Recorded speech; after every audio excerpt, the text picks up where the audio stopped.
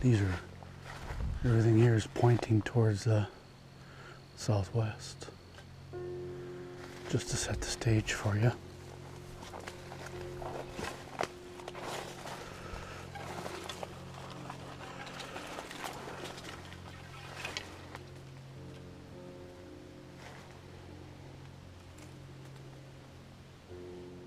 Interesting.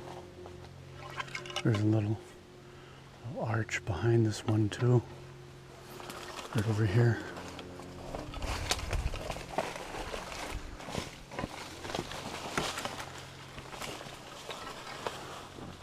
This one. Notice how the base of this one is behind these two. So this one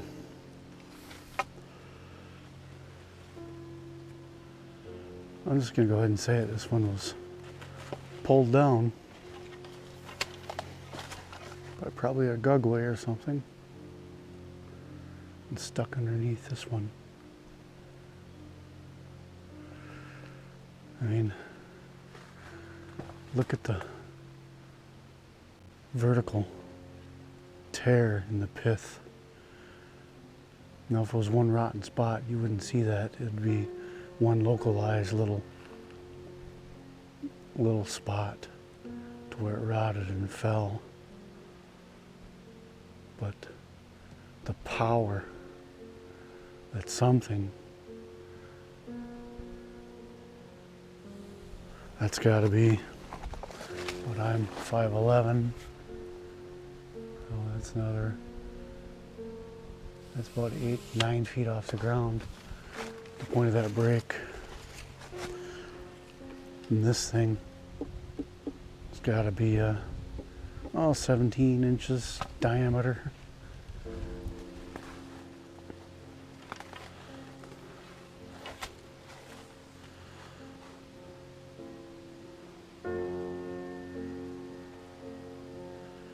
This one's about the break. Yeah, look at the vertical break in this one too, all the way to there to there. Look at that. It was, geez, from here, split, all the way to there, to there. I mean, that's not one spot to break. Let's get a better view of this from back here.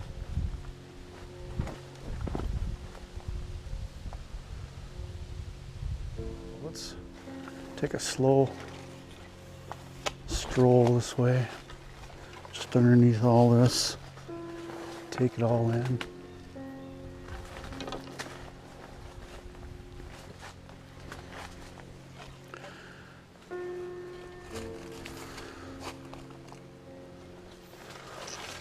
This looks like it happened last year. This one is pretty substantially large, and it could have taken that one down. But now, look at these two.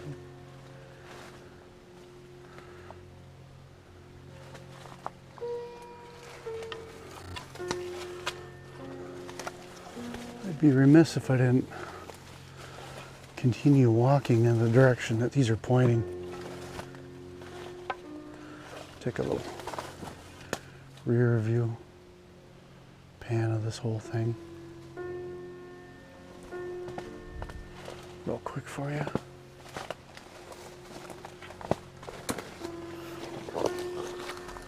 There's another break right there pointing this direction.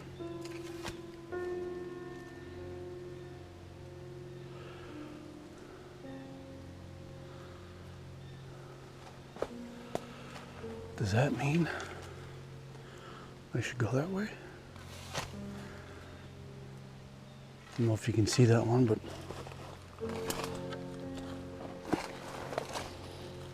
there's another one right there.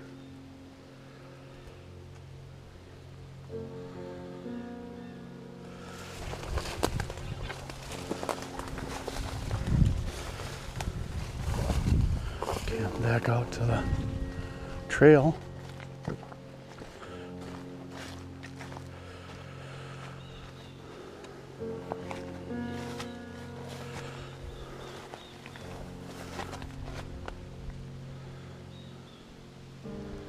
One,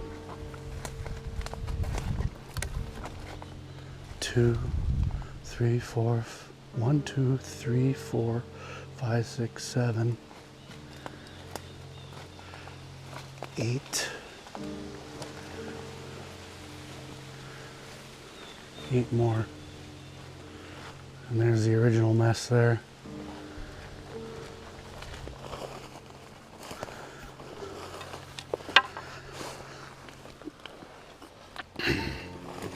See how these are going straight up against gravity. You know, and this one here was at an angle a long time ago. So is this one and this one. These grew out before it was bent over. But you can tell how long ago this thing's been arched over and pinned down by this little piece of pine, by how thick these are. It looks to be 1 year old. So I'm guessing spring of 16, and this is fall of 2017 right now. Or maybe a year ago, maybe summer of 16. I'm gonna see how they're growing straight up and down. Well, that's something you have to watch for.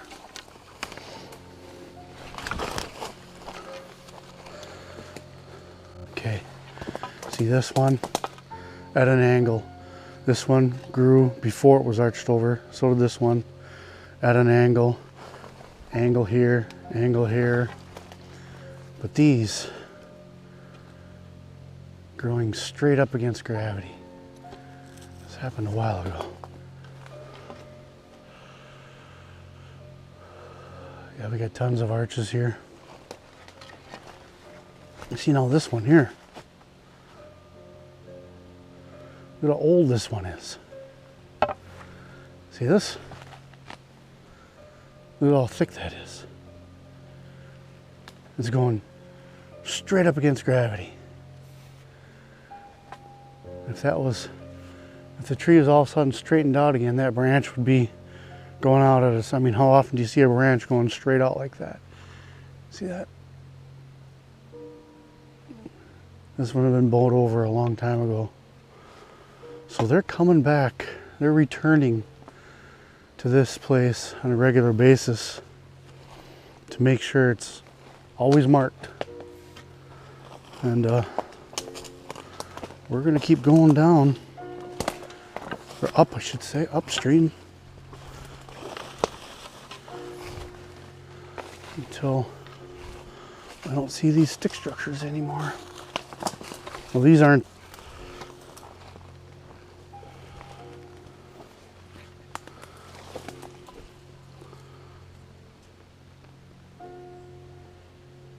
Break right there.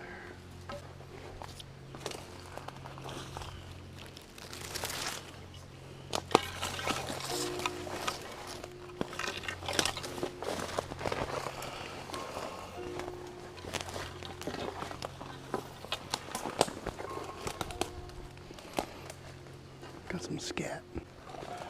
Look at this one. This is fresh. Look at all the branches are going up at a 45. Tree hasn't had time to do any vertical shoots.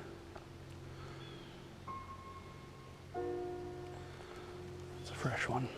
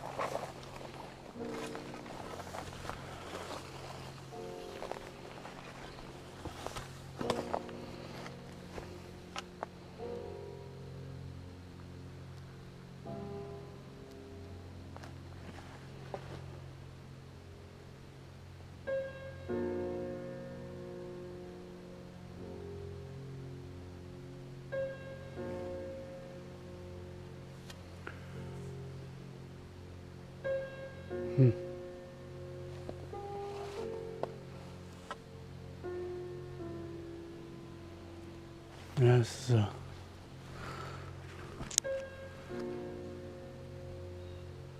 looks like a little wallow here.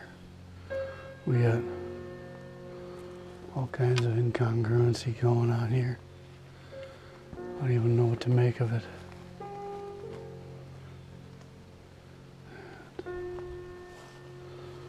This thing here seems to have taken this thing down. And I mean, look at all that thing's held in there. Right there.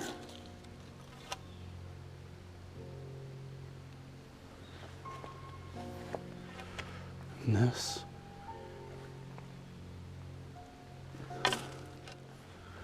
And this fell.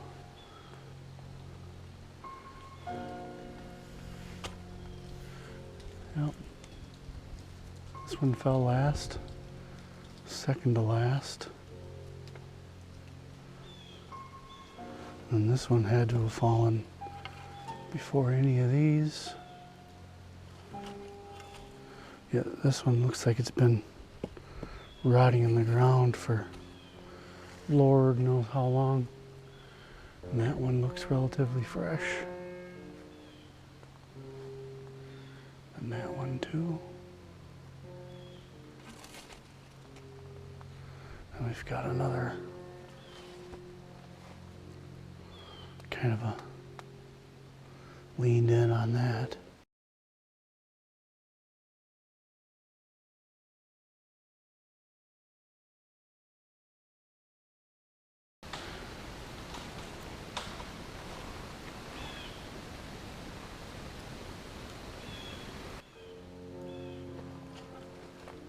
Something down here.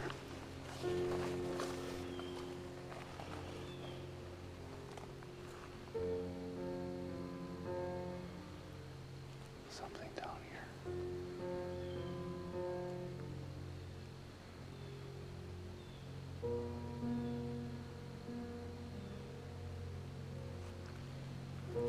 I don't know if you heard that or not, but definitely gonna check that out when I get back home. I don't know what it was. Didn't sound like a wood knock.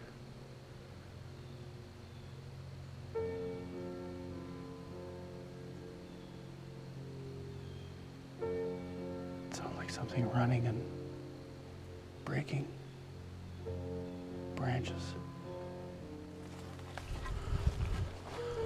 My first encounter happened when I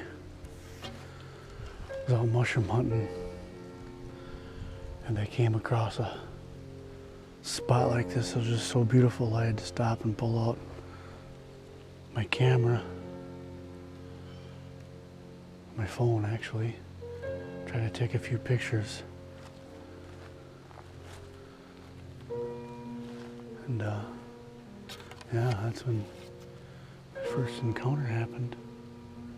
So I'm kind of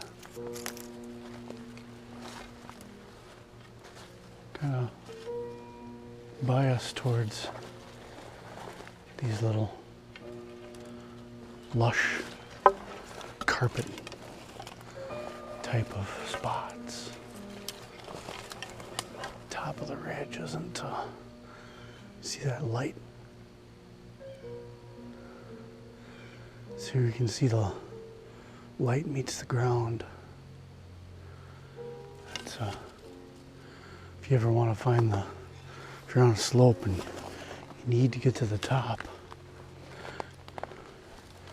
do a little 360 and carefully look for the lowest spot where you can see the sky meets the ground. See that right there? Where the sky meets the ground. If I want to get to the top, that's the direction I should go.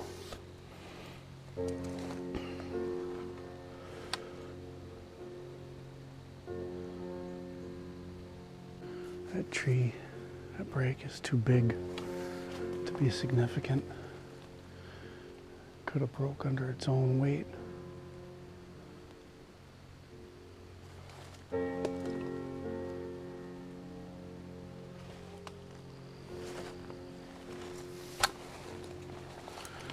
these little,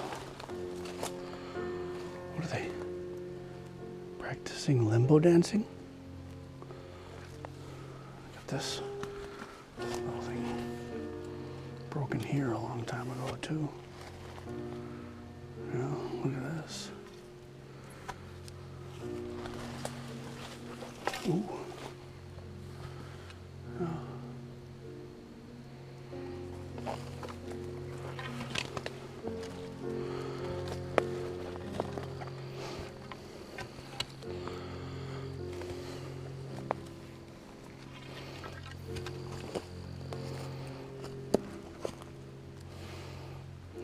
Perch in here perhaps. Very little growing. Leaves have been swept out.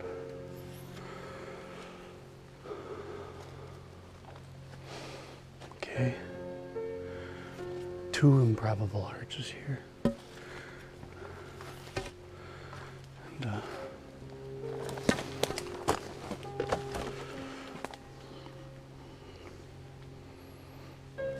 this thing. Okay.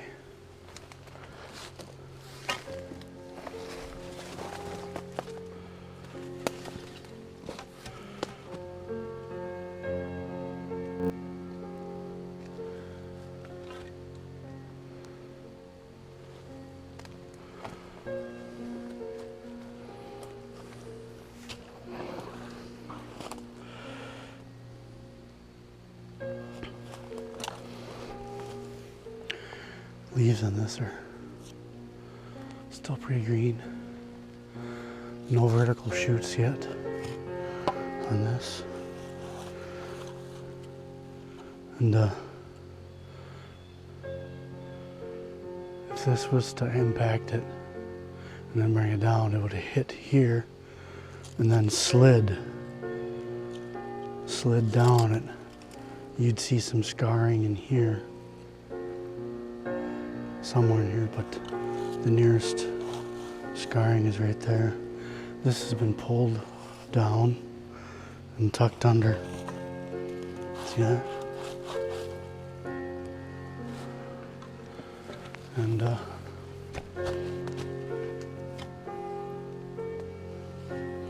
this one too.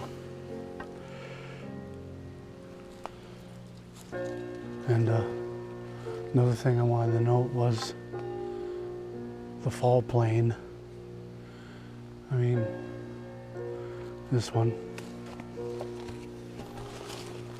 This is called offset. Fall plane offset. This one here fell on this plane here, but this is offset. It's about 9 feet off to the left.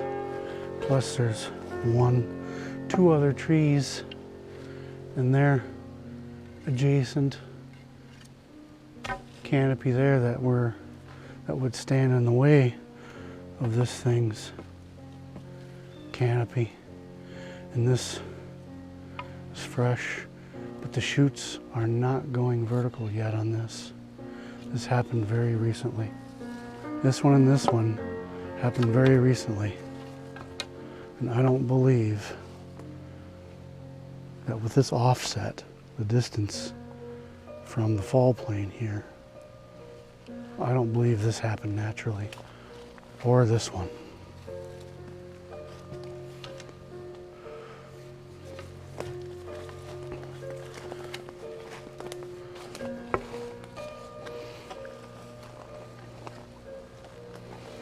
It's a good shot of getting everything in with that too.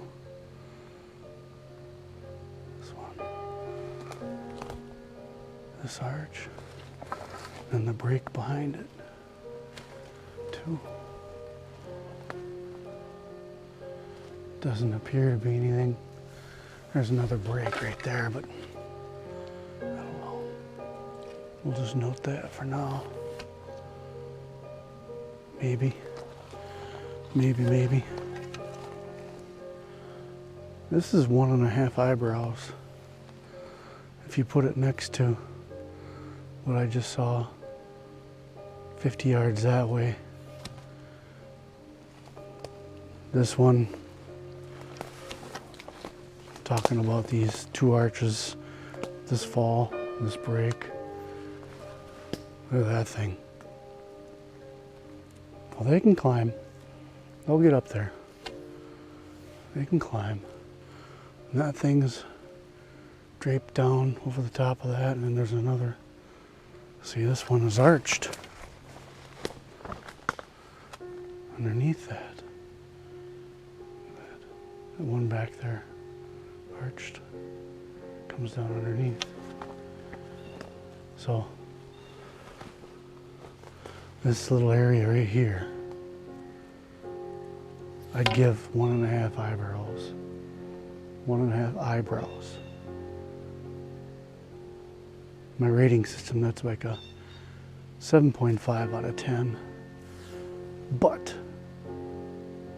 anomaly proximity now, in terms of determining significance, 50 yards away was that one I just showed you. That one was probably 1.5 eyebrows as well.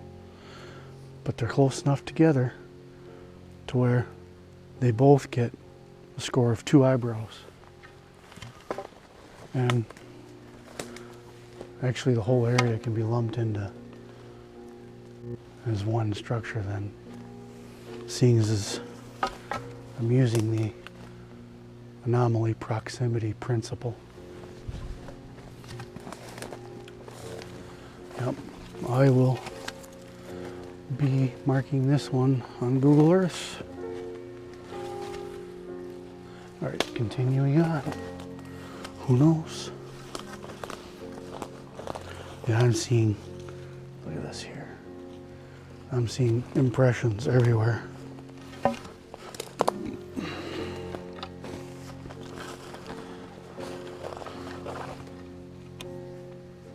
This karst topography we got in the driftless area here.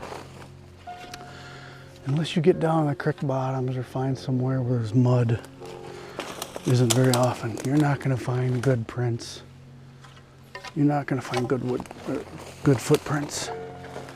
You might find impressions, but I see them all the time. But man, if I don't get toes, I'm not going to be ooh and on over it.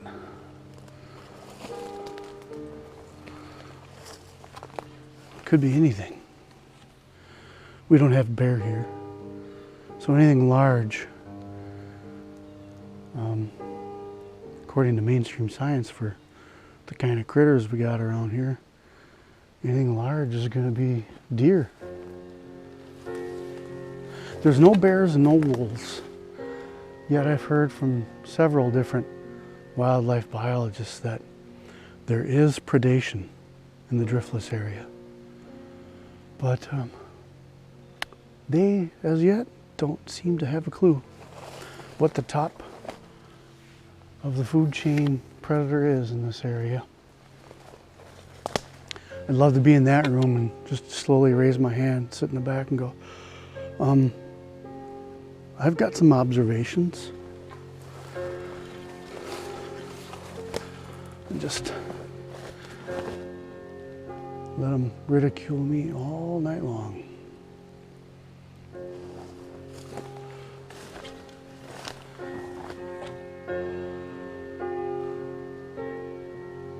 Can't blame them though. Can't blame scientists. Their brand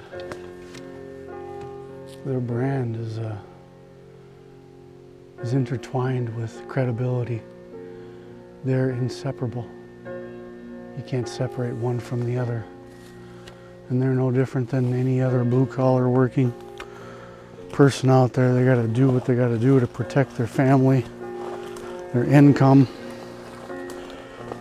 If it means they got to sacrifice a little bit of science, i.e. accepting a margin of unknown error, and that these things exist. If they have to choose between that and putting food on the table, guess what? You know, as soon as the technology catches up with Bigfoot and catches him, and what I mean by that is, let's say they get a unmistakable, hey, catch a live one or something, bring it into a zoo, or, you know, just something that's just a no doubt, okay, they exist. You're going to see a flood of primatologists, anthropologists, biologists come out of the woodwork and say, yep, geneticists, we knew it all along, yep, we knew it. It's just, they don't want to be the first. Nobody wants to be the first one.